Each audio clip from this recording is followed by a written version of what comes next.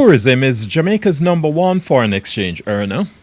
Is this threatened by the U.S. President's gesture to resume diplomatic relations with Cuba, a move which many view as a giant step towards full normalization of diplomatic relations with that communist island?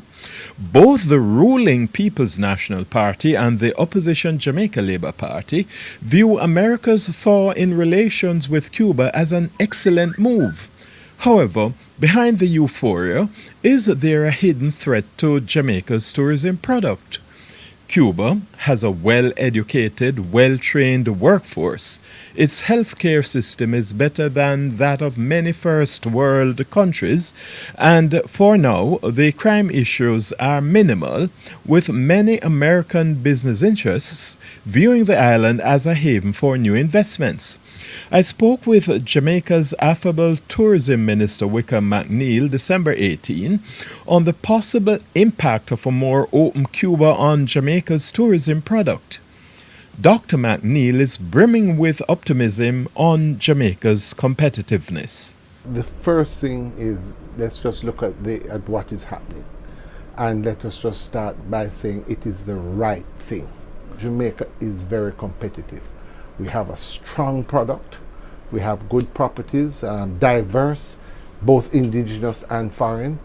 In terms of our brand, a strong brand, we speak English, we have tremendous culture of food or music or, all that we're known for make for a very strong brand. So in terms of competitiveness, we're already competitive with the rest of the world, and we're doing well. But Cuba is coming on board now, and from an investor's vantage point, Cuba has a well-educated workforce, in fact, a better educated workforce than we do. They have better health care, that's well known, and of course security is not as major a concern over there as it is here. How are we going to compete against the curiosity factor, for example? There will be, during a period of time, there will be a curiosity factor. But already we are competitive with countries, the Dominican Republic, Cuba, as it is now, Mexico, with Cancun, Riviera Maya, etc.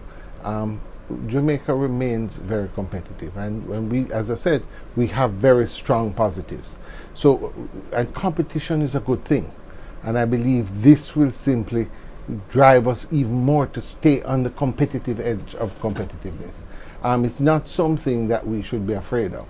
It's something that must propel us to do even better. And the fourth point that I'd make, I think, which is critical, is while looking at the side of competition coming on track, we can also look at the benefits that will come of that. Dr. McNeil says Jamaica can look forward to benefits such as multi-destination travel. One of the difficulties, especially with distant destinations, is airlift. And a lot of persons traveling large distances want to do more than one destination. Cuba is the closest destination to us. Already we have started having discussions on it. I mean, we saw this coming for some time. Last month, Havana Tour was here. We had meetings with them, and we're way down the line with discussions on how we're going to do multi-destination, meaning persons who will fly into Cuba or fly into Jamaica, spend 3, 4, 5 days and do the same thing in the other destination, and benefit from both, and it works for all of us. And already we are starting those discussions. So what we have to do is to realize that this was something that had to happen at some point, and I think that given the role Cuba has played as good international citizens, I mean, they've been at the fight of Ebola, they've worked in many countries with education, we're happy to see it happen. In terms of how it affects us, we must have confidence in what we have as a product, what Jamaica has to offer, and right now we're in a good place and doing well, and what we must do is continue to strive to be on the cutting edge of our industry. So what additional attractions are we developing to enhance Jamaica's competitiveness as a tourism destination? Certainly, Jamaica can't depend solely on a traditionally good product, I posited to the tourism minister. All right, I'll be speaking more about it, but you know, as well as James, I'll give you a little preview of some of the things.